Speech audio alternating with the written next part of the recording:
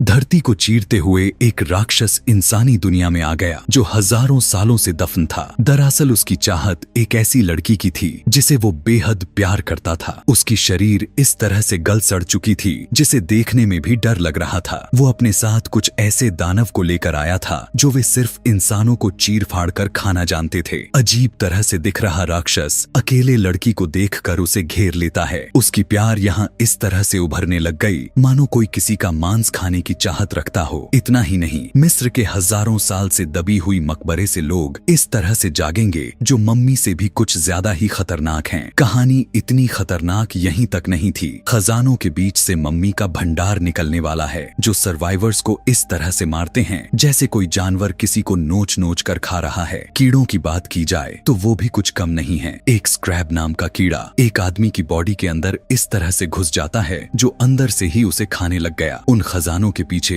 हजारों के तादाद में छुपे हुए कीड़े उन्हें इस तरह से नोच नोच कर खाने वाले हैं कि उनकी रूह तक कांप उठेगी। वहीं आज से लगभग 3000 साल पहले मिस्र की आबाद नगरी थिव्स ऑफ लिविंग को दिखाया जाता है जहां पर पहले बादशाह फराह की सल्तनत थी। उसी सल्तनत में बादशाह फराह की सबसे करीबी पृष्ठ को दिखाया जाता है। बताया जाता है कि इस पादरी के अंदर एक ऐसी ताकत मौजूद थी जो वो किसी भी मुर्दे के अंदर जान डाल देता था। दरअसल इस पादरी का नाम इमोटेप नाम था। वहीं अनक्सुनामुन को दिखाया जाता है जो कि बादशाह फराह की माशूका है, जो बादशाह फराह के अलावा उसे कोई हाथ तक नहीं लगा सकता था। लेकिन पता चला कि अनक्सुनामुन दरअसल इमोटेप से प्यार करने लगी थी। लेकिन यही बात बादशाह फराह को जैसे ही पता चला कि उसका पादरी ही उसे धोखा दे रहा है, अभी कुछ सोच समझ पाने की मौका मिलता, उसी टाइम अनक्सुनामुन ने ही खुद अपने राजा के अंदर पीछे से खंजर घुसा देती है। इमोटेप भी उसे उसी के तलवार से उसका सर कलम कर दिया। लेकिन राजा के लोगों को पता चल चुका था कि इमोटेप फराह की जान ले ली है और वे उसे पकड़ लिए। यह देखकर अनक्सुनामुन भी वहीं पर खुद की जान ले ली, यह कहते हुए कि तुम मुझे दोबारा से जीवित कर लोगे। दरअसल अनक्सुनामुन किसी बादशाह का गुलाम नहीं होना चाहती थी, इसीलिए अब इमोटेप और उसकी साथियों ने साथ मिलकर उनके तेखाने में घुसकर अनक्सुनामुन की लाश को चुरा लिया। प्यार की नशे में डूबा हुआ इमोटेप यह भूल चुका था कि जिस किताब से वो अनक्सुनामुन को फिर से जिंदा करने जा रहा है वो कितना खतरनाक है। अनक्सुनामुन ऐसी जगह जा चुकी थी जहां से लौट आना मुश्किल था, क्योंकि उसके जिस्म के खास हिस्से को निकालकर 5 कैनोपिचर्स यानी मर्तबान में रखा गया था। मंत्रों का जाप करते हुए इमोटेप जैसे ही अनक्सुनामुन की रूह को बुलाने लगा, लेकिन बादशाह के सिपाहियों ने इमोटेप का पीछा करते हुए उस तक पहुंच गए और अनक्सुनामुन को नर्क से आने से पहले ही उसे रोक दिया। जिसके बाद इमोटेप और उस जैसे आने वाले ऐसे दरिंदे कभी ऐसा कुछ करने की कोशिश न करें। इमोटेप के सारे साथियों को ताबूतों के अंदर जिंदा ही दफन कर दिया गया। उनकी इतनी दर्दनाक मौत को देखकर इमोटेप कांप चुका था। इतना ही नहीं, उसे होमदाई की सजा सुना दिया गया। यह इतना खतरनाक सजा था जो पूरे मिस्र के नागरिकों को हिलाकर रख देने वाली थी। इमोटेप को जिंदा ही मम्मी बना दिया जाता है और उसके ताबूत के अंदर काफी तादाद में जिंदा स्क्रैप को डाल दिया गया जो उसे नोच नोच कर खाने लग गए। उसी तड़पती हुई ताबूत के अंदर ही बंद कर दिया गया। दरअसल ये ताबूत एक ऐसी पत्थर की थी जिसे अजीब तरह के चाबी से खोला जा सकता था और अगर किसी ने भी उसे आजाद कर दिया तो कयामत आ जाएगी, वो इंसानों पर कहर बनकर टूट पड़ेगा। लेकिन मिस्र के लोग यह बिल्कुल भी नहीं होने देने वाले थे। यहीं से सीन शिफ्ट होकर सीधा 1920 में चली जाती है जहां हमुनाप्त्र नाम का शहर दिखाया गया, जहां पर अलग अलग देशों ने इस जगह पर कब्जा करने की कोशिश करने लगे थे। असल में हमुनाप्त्र वही जगह है जहां पर आज से 3000 साल पहले बादशाह फराह का सल्तनत हुआ करता था। इस जमीन के लिए लोग लड़ने लग गए। लोगों की लाशें उसी रेगिस्तान की मिट्टी में दफन हो गईं। उसी लड़ाई में रिक ओकॉनल को दिखाया जाता है जो वो घोड़े वाले सिपाहियों को मार रहा था, लेकिन रिक के कुछ सिपाही पहले ही उनसे डरकर भाग खड़े हुए, जिससे रिक पकड़ा जाता है। और यहीं से 3 साल बाद का टाइम दिखाया गया जहां रिक को आज फांसी दिए जाने वाला था। लेकिन एवलिन नाम की लड़की जो बचपन से ही हिस्ट्री जानने में काफी दिलचस्पी रखती थी, इसीलिए वो हमुनाप्त्र शहर के बारे में जानने के लिए एक म्यूजियम में चली गई जहां उसके भाई जोनाथन ने उसे डरा दिया। जोनाथन अपनी बहन को एक डिबिया दिखाता है जिसे देखकर एवलिन काफी आश्चर्यजनक रह जाती है। उसे खोलते ही उन्हें ऐसी पेपर मिला जिस पर बहुत ही पुरानी नक्शा बनाया गया था। दरअसल यह उसी टाइम का नक्शा है जब आज से 3000 साल पहले इमोटेप को जो सजा दी गई थी।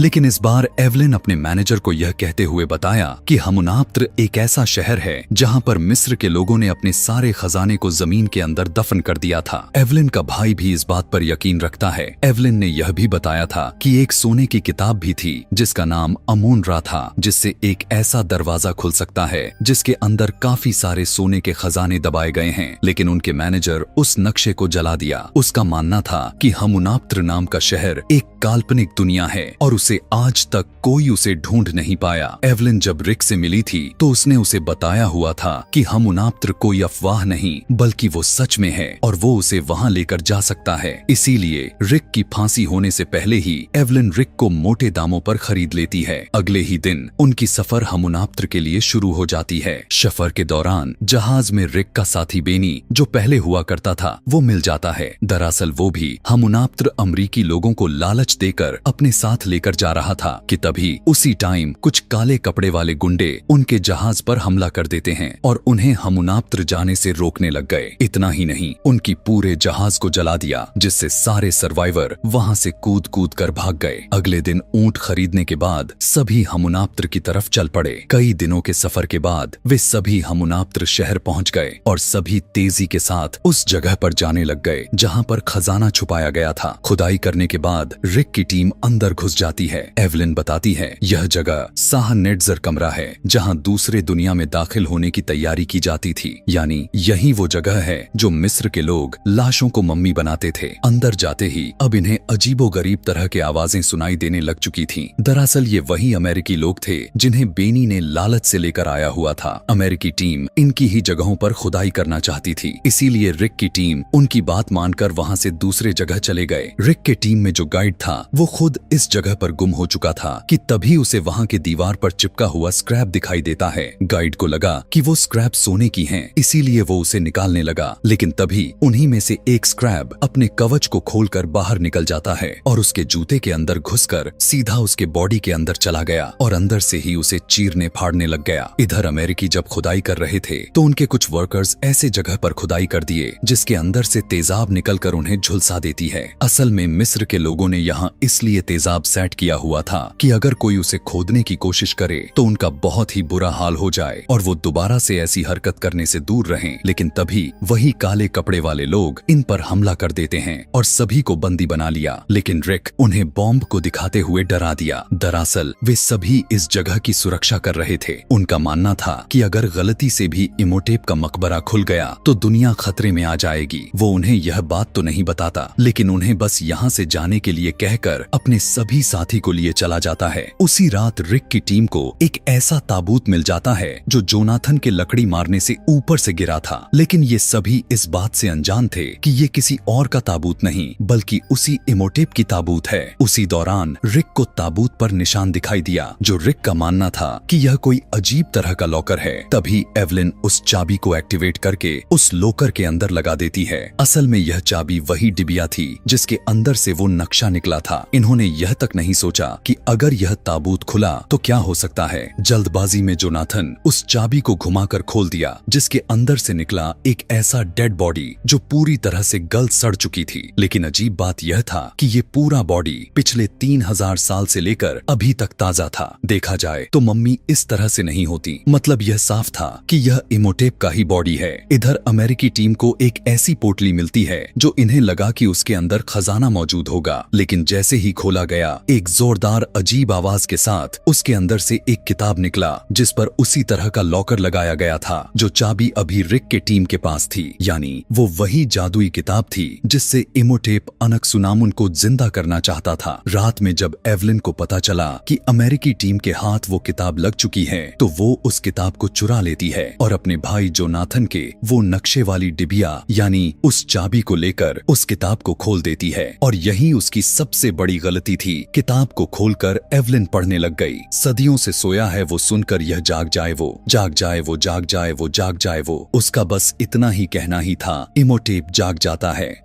उसी दौरान अचानक से काफी सारे टिड्डे उनके ऊपर हमला कर देते हैं। सभी अपनी जान बचाने के लिए भागने लग गए। धरती के नीचे से काफी मात्रा में स्क्रैप निकलने लग गए। एवलिन अपनी जान बचाने के लिए जैसे ही दीवार के उस पार कूदी, उसी दौरान अचानक से दरवाजा खुला और वो अंदर गिर गई। तभी इमोटेप उसे घेर लेता है। उसका पूरा शरीर सड़ चुका था कि तभी उसी दौरान रिक आकर उस पर गन फायर करके उड़ा दिया, लेकिन वो फिर से उठ खड़ा हो गया। अब क्योंकि वो तो पहले से ही मरा हुआ था, इसीलिए उसे मार पाना इतना भी आसान नहीं था। भागते हुए अमेरिकी टीम के एक आदमी को काफी सारे स्क्रैब उसे नोच नोच कर खा जाते हैं। इधर इमोटेप के हाथ बेनी लग गया। पहले तो वो उसे खाना चाहता था, लेकिन इमोटेप सोचता है कि यह तो मेरे काम आ सकता है। इमोटेप उससे पूछने लगा कि इस तरह के बाकी के मर्तबान कहाँ हैं? अगर वो उसे बताया तो वो उसे बहुत सारा सोना देगा। अब इनके साथ जो हुआ था उसके लिए वे अभी नहीं वहां गए थे, बल्कि उन्हें तो सोना चाहिए था, इसीलिए वे दुम दबाते हुए भाग गए। इधर बेनी इमोटेप के साथ मिलकर उसे एक आदमी सौंप दिया, जिसे खाकर इमोटेप को थोड़ा शरीर मिल जाता है और इस बार आग के गोले के साथ रिक घरों पर हमला कर देता है। लेकिन रिक भी कहाँ रुकने वाला था, वो फौरन गोलियों से भुनने लग गया। इमोटेप एक बिल्ली को देखकर डर जाता है और वहां से भाग गया। यहाँ रिक बेनी को पकड़कर कहने लगा कि तुम इमोटेप के साथ मिले हुए हो। पूछने लग गया, बताओ तुमने उसे क्या बताया? डर के मारे बेनी कहने लगा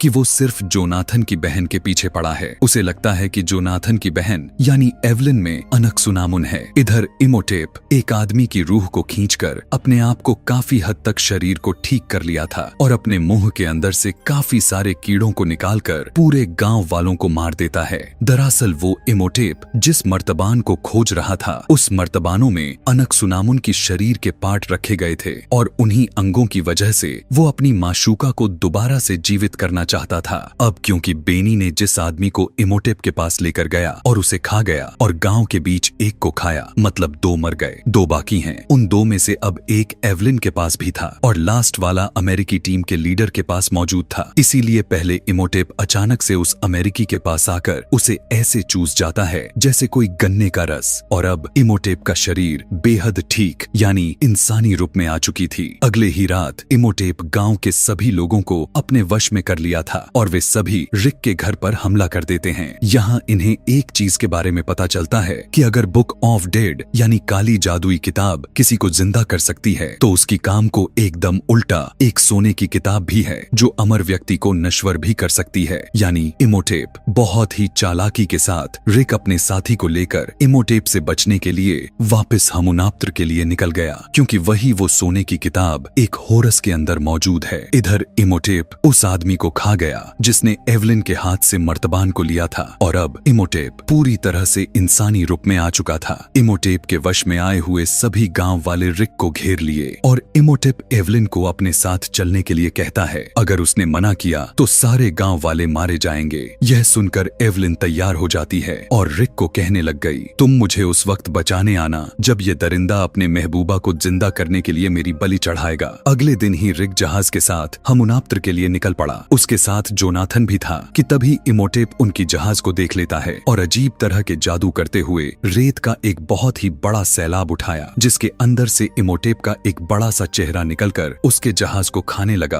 और उनकी जहाज को क्रैश करवा दिया, जिससे उनका पायलट मारा जाता है। बेनी सोने की लालच में एवलिन को लेकर इमोटेप के साथ हमुनाप्त्र के अंदर आ चुका था। इमोटेप एवलिन को अनकसुनामुन के बॉडी के साथ बांध दिया था और अपने उस काली जादुई किताब के अंदर डिबिया वाली चाबी को लगाकर उस किताब को खोल देता है। इधर रिक भी अपने जोनाथन और उस दोस्त के साथ साथ अंदर आ गए थे कि तभी उन्हें एक ऐसी जगह दिखाई दिया जहां सिर्फ सोना ही सोना भरा पड़ा हुआ था। इतना सारा सोना देखकर जोनाथन के मुंह खुले के खुले ही रह गए, लेकिन तभी अचानक से काफी सारे मम्मी जमीन के रेतों को चीरते हुए बाहर आने लग गए। तीनों उन पर गोलियों से फायर कर करके उन्हें शूट करने लग गए, लेकिन इसका उन पर कोई फायदा नहीं हो रहा था। रिक उन्हीं में से कुछ को बॉम्ब से उड़ा देता है कि तभी जोनाथन को सोने की किताब मिल जाती है जिसका नाम था बुक ऑफ अमूनरा। इधर इससे पहले ही इमोटेप एवलिन को मारकर अनकसुनामुन को दोबारा से जिंदा कर दे। जोनाथन उस सोने की बुक को लेकर आ जाता है कि तभी इमोटेप के वही सिपाही वाले मम्मी आ जाते हैं जिसे जिंदा ही ताबूत के अंदर डालकर दफना दिया गया था।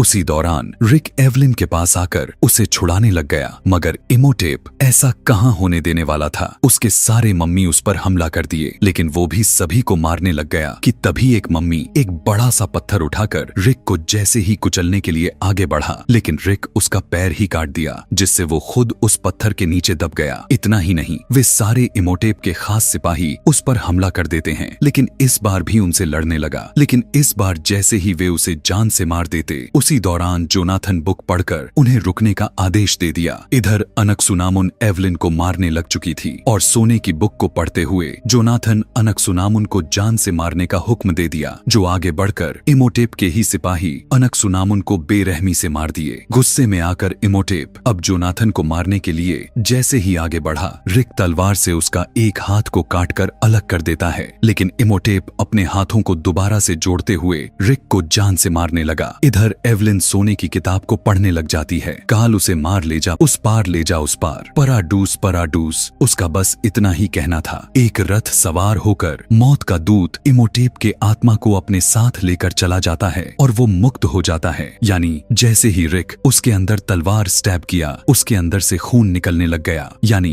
अब इमोटेप को हमेशा के लिए मरना तय है, लेकिन वो उसी पानी के अंदर चला गया, जिससे दोबारा से उसकी शरीर मम्मी के रूप में बदलने लगा और वो उसी में दफन हो गया कि तभी अचानक से हमुनाप्त्र का दरवाजा बंद होने लगा। भागते हुए सभी बाहर तो निकल गए, लेकिन सोने की लालच में आकर बेनी उसी के अंदर फंसा रह जाता है। उसी दौरान जमीन को चीरते हुए सारे स्क्रैप बाहर निकलकर खाने लग गए। ऐसा होते ही पूरा हमुनाप्त्र रेत की दलदल में दफन हो गया और हमुनाप्त्र का नामो निशान ही मिट गया। कहानी के लास्ट में दिखाया गया हमुनाप्त्र की जगहों को रक्षा करने वाले लीडर के साथ रिक, जोनाथन और उसकी बहन सभी बच गए थे और उसके साथ कुछ सोने की खजाने को भी उन्होंने निकाल लिए थे। मतलब यहाँ आने का इनका कुछ फायदा हुआ था और इसी सोने को दिखाते हुए यह कहानी अभी के लिए यहीं पर खत्म हो जाती है।